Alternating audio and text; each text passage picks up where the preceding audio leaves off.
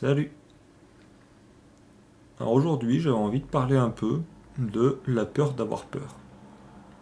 Alors je crois que j'en ai déjà un peu parlé dans une de mes vidéos, mais j'ai envie de faire une vidéo spéciale sur ce sujet-là, parce que je pense que c'est quelque chose, un fonctionnement mental qui est assez intéressant à analyser, qui est assez intéressant à comprendre, et qui peut aider pas mal de gens. Alors la peur d'avoir peur, ce que j'appelle la peur d'avoir peur, qui est appelée dans une partie du monde psychologique la peur d'avoir peur, c'est basé sur un phénomène d'apprentissage du cerveau, sur un fonctionnement normal du cerveau en fait, humain, quelque chose qui nous a servi beaucoup dans l'évolution, qui est en fait une méthode d'analyse du cerveau pour analyser ce qui se passe autour de soi et arriver à prendre une décision très rapidement en se projetant sur ce qui va se passer. Alors c'est un phénomène assez simple.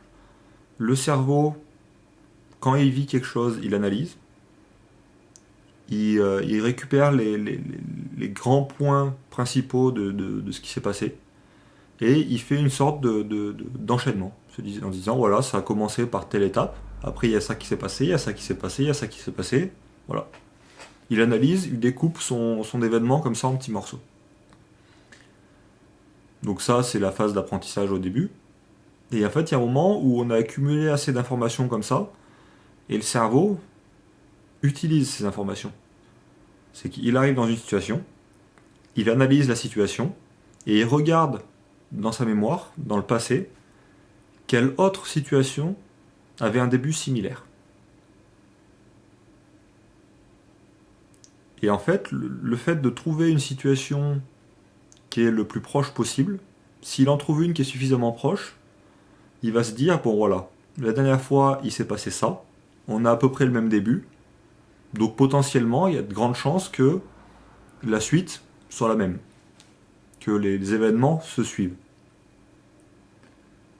Donc j'avais déjà donné l'exemple, on est dans la savane avec quelqu'un, un lion attaque, on ne sait pas trop comment réagir, notre collègue se fait bouffer, et on en ressort vivant. Le cerveau analyse, il a vu un lion, le lion a attaqué, il y a un de tes collègues qui est mort, donc le lion est... Enfin, tout ce qui va, voilà, le lion est méchant, il faut s'en méfier, enfin méchant. Le lion est un prédateur pour l'homme, donc il faut s'en méfier, voilà, il analyse un peu tout ça. S'il retombe dans une situation où il est face à un lion, il va se dire, la dernière fois que j'ai vu un lion, il a bouffé quelqu'un, donc ce coup-ci, ça va peut-être me sauver de me casser, et d'éviter de me faire bouffer. Donc ça, c'est le truc simple. Après, ça peut être, ben voilà, ça peut être tourné à, dans notre jeunesse, on s'est fait attaquer par un chien. Donc on a vu un chien qui nous regardait, qui a pris une pause, qui est venu vers nous d'une certaine façon, et qui nous a attaqué. Donc on en retire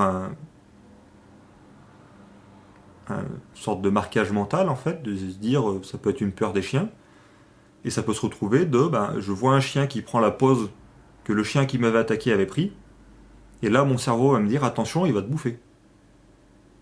Si en plus le chien a la même réaction que le premier et commence à avancer de la même manière, là le cerveau il dit voilà, bingo quoi, j'ai la situation. Donc là on voit déjà que ça peut commencer à créer des problèmes. Se dire ben on rencontre un chien qui prend la même pose, mais peut-être que le chien qui prend la même pose, il n'a pas la même intention.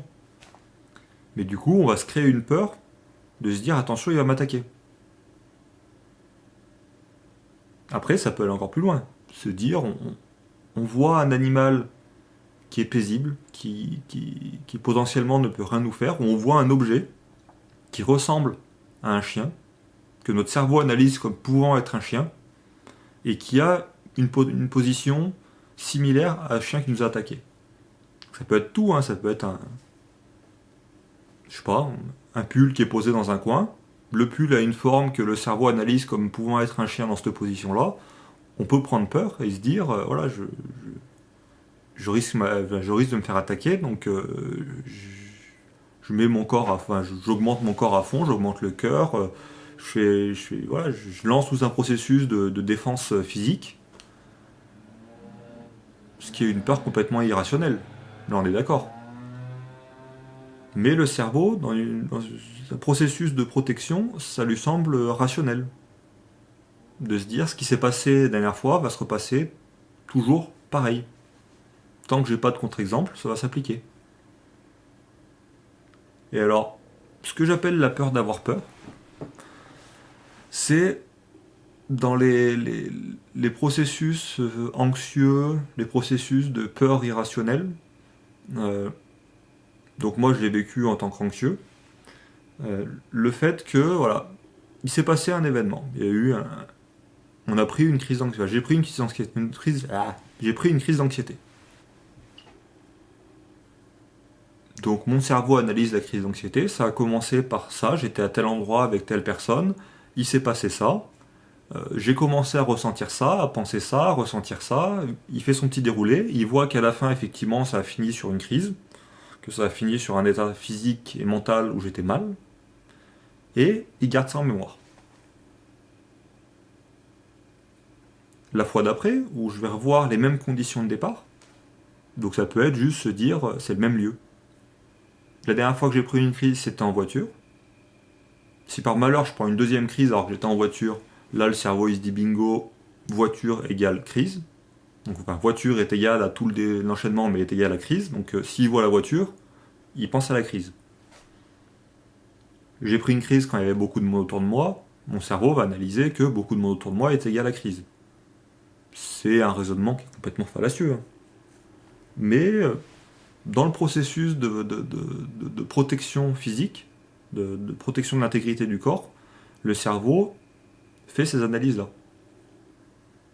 Et du coup, ça peut être, j'ai pris mon cœur qui s'est un peu accéléré, et je vois qu'à chaque fois en début de crise, mon cœur s'accélérait un petit peu. Je sentais que mon rythme cardiaque accélérait un petit peu.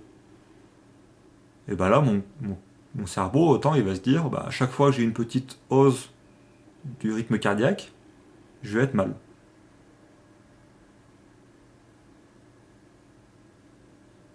Alors ça, voilà, c'est quelque chose que j'ai envie c'est un sujet que j'ai envie d'aborder parce que, alors, dans mon cas, je suis quelqu'un qui est très, au niveau mental, très scientifique, très analyse. Euh, la dernière vidéo de l'Infernal sur le MBTI, alors la chaîne de l'Infernal, je vous la conseille, elle est pas mal, sur le sujet du MBTI et plus précisément je sais plus comment elle appelait le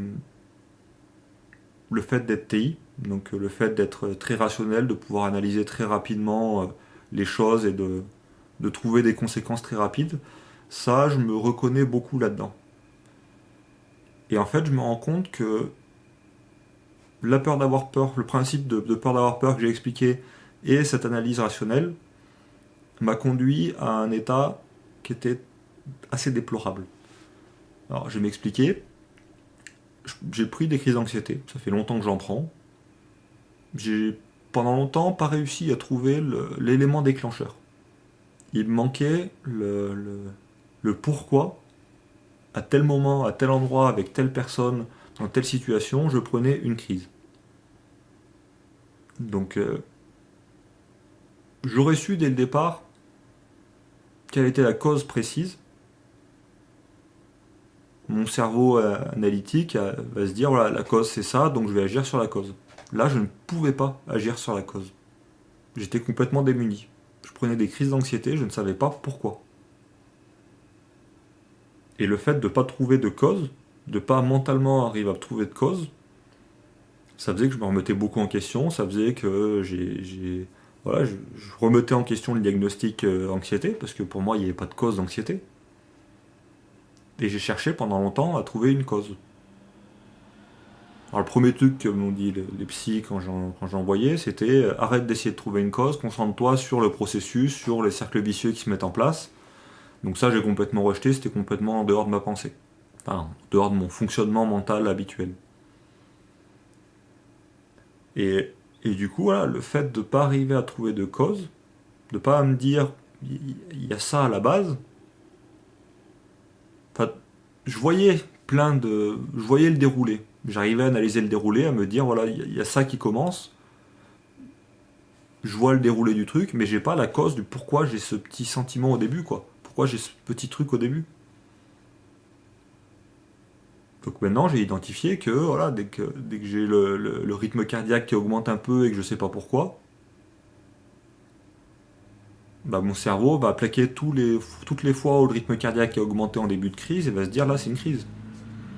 Et du coup je commence à lutter contre mon fonctionnement mental habituel et me dire bon j'arrête de chercher la cause, j'arrête de me focaliser sur le pourquoi j'ai ce processus là qui se lance, mais me concentrer sur le processus, me dire voilà, dès que je sens un début de crise, tout de suite j'analyse la situation, je me dis bon voilà, là, mon corps est en train d'essayer d'appliquer tout le bordel qui va derrière et est en train de me créer une crise de peur d'avoir une crise parce que j'ai le rythme cardiaque augmenté, parce que j'ai un fond de migraine.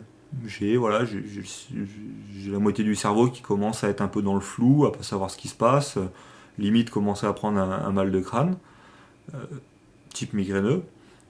Et voilà, j'arrive à me dire, bon, là, il y a un début de migraine, il y a un truc qui ressemble à de la migraine, donc je vais pas appliquer le schéma habituel de la peur et de l'anxiété, et je vais lui dire stop là, t'arrêtes de creuser ça, t'arrêtes d'essayer d'appliquer de me créer une crise d'anxiété parce que de toute façon tu vois qu'il y a une crise d'anxiété qui arrive, et tu te concentres en disant voilà, c'est la base, il y a un signe bénin.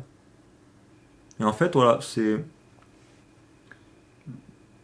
ce que je pense être intéressant pour les gens qui rencontrent ce cas-là, c'est justement d'arrêter de vouloir se focaliser sur les causes, d'arrêter d'essayer de chercher toujours la cause, mais essayer de se focaliser sur le processus, sur comment le cerveau analyse ce qui se passe. On enlève la cause et on voit tout ce qui se passe après. On voit tous les cercles vicieux qui se mettent en place après, on voit tous voilà, le déroulé du truc en fait. Au lieu de se concentrer sur la cause, on se concentre sur le processus. Et arriver à détricoter ce processus et se dire, bon là, commencer à le reconnaître déjà, commencer à se dire, là, il y a tel processus qui se lance, c'est arriver d'une certaine façon à le maîtriser et à maîtriser ses propres travers, ses propres... comment dire. En fait, on peut arriver à se guérir de certaines choses sans trouver la cause. Juste en analysant comment le cerveau réagit dessus, comment le corps réagit dessus, sans regarder les conséquences, parce que les conséquences on les connaît, sans avoir les causes parce qu'on les connaît pas, mais rien que ce qui se passe entre les deux en fait. Ce qu'il y a entre la cause et la conséquence, tout le fonctionnement mental qu'il peut y avoir, tout le fonctionnement physique qu'il peut y avoir. Voilà, le but de cette vidéo, c'est de mettre le doigt là-dessus, de dire voilà, il y a un intérêt à prendre conscience de ces processus mentaux. Alors, on peut le voir sur des choses beaucoup plus simples. Hein. Il y a beaucoup de cas où voilà, on se crée tous des ancrages mentaux. On a tous, voilà, on entend une musique, on sent une odeur, on a n'importe quel signe qui arrive de l'extérieur, et tout de suite, ça nous remonte un souvenir, ça nous remonte une charge émotionnelle. Il y a des musiques que j'écoute où je vais avoir un sentiment de violence, un sentiment de calme, un sentiment de peur, un sentiment de... Voilà, j'ai des choses, des ancrages mentaux qui ressortent de cette musique. Travailler sur la cause, c'est travailler sur la musique, se dire, bon, j'arrête d'écouter la musique.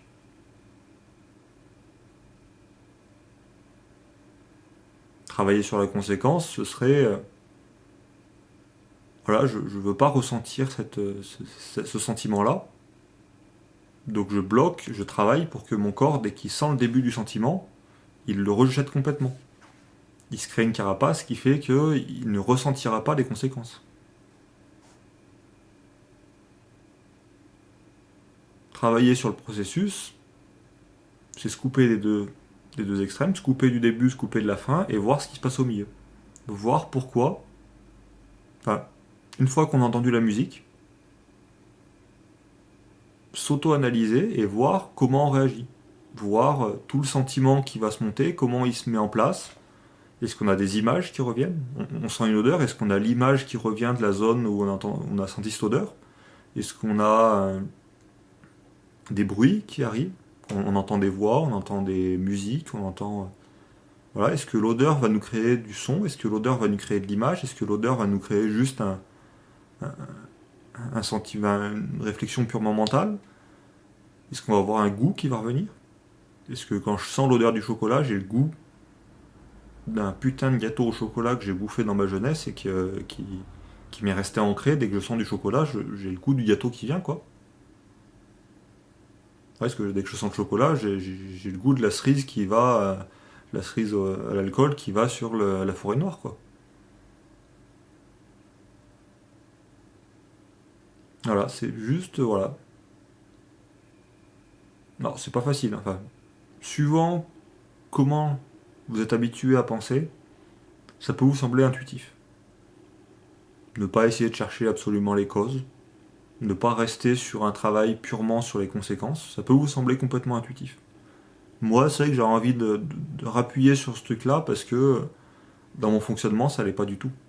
Ça allait, c'était complètement contre-intuitif et, euh, et je me rends compte qu'en fait, j'aurais gagné du temps à travailler directement là-dessus, quoi. Mais bon. Donc voilà, j'ai fait à peu près le tour du sujet. J'espère que cette vidéo aidera quelqu'un. J'espère que, même si ça vous aide pas, ce sera plaisant à écouter. Allez, je vous souhaite bonne soirée à tous. Salut!